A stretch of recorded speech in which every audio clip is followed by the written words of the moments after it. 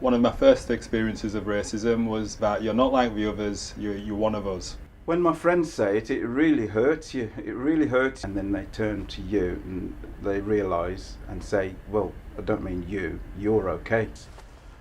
It was in my teens when I played for football for a local black nation at the minority football club.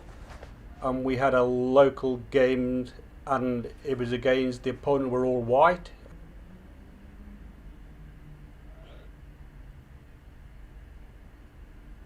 Apologies, this is the first time I'm going back to that.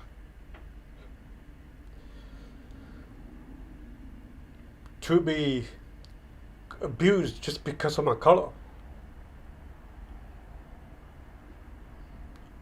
was something I never imagined people hated something for. We were spat at.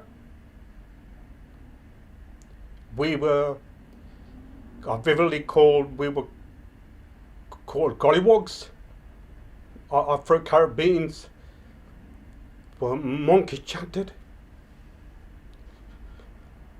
They referred to our mothers as whores, and these were parents.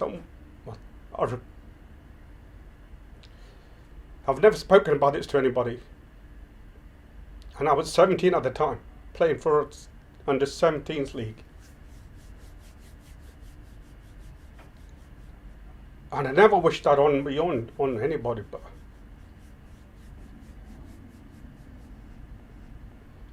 that was one of my first experience of what true hatred is based on colour.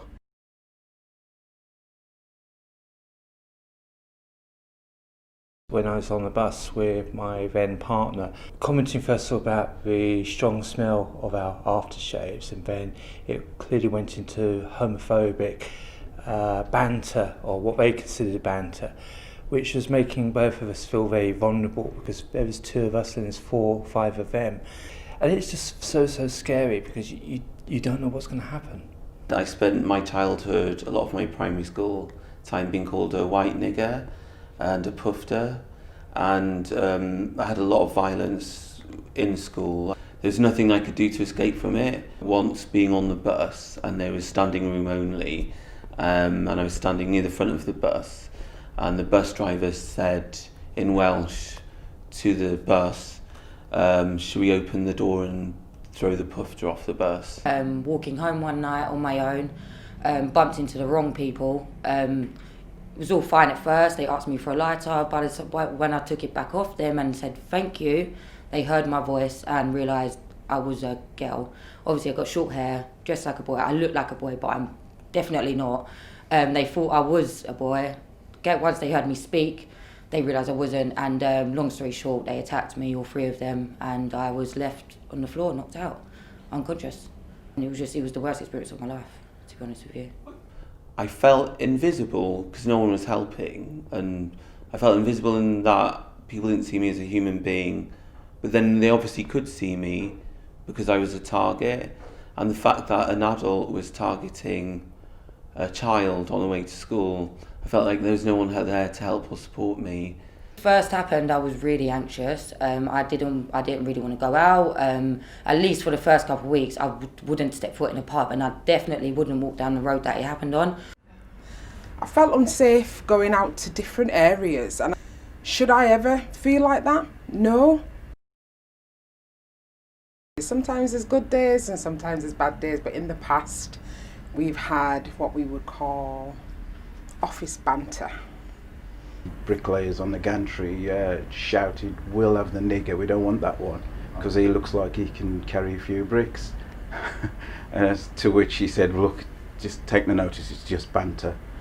A gollywog, which is still offensive, but they had felt like it was no longer offensive. I thought all that had gone. Very worrying for my family. I don't want them experiencing the things that I experienced. Even colleagues, actually, they can show discrimination, but we're part of a network of learning and support so you can help other people learn why what they're saying or doing is totally inappropriate. And also, if you're the target, you know, I feel like I've got somewhere to turn to. I could turn to my union and my reps and get support there. I would always tell the person, first of all, that they were offending me, and secondly, that if they repeated the offence, I would be going to a manager and reporting them. Be myself, not to get angry, not to shout back at them over offensive things, because at the end of the day, we're all human beings. One of the ways to combat this is talking. I mean, I know that's everywhere, but it really works. Talking, grouping up, making people feel they're not alone. It's okay to talk about racism.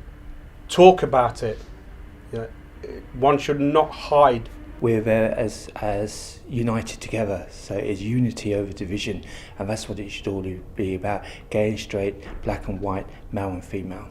The union, my union, especially United Union, they really help to highlight homophobia, racism, all of it. They're just making it so clear that it is still happening, it is still out there. So by mobilising people, combining people who've had racist attacks, homophobic attacks, put them together and letting them know discrimination isn't just towards one group of people, it happens to all of us.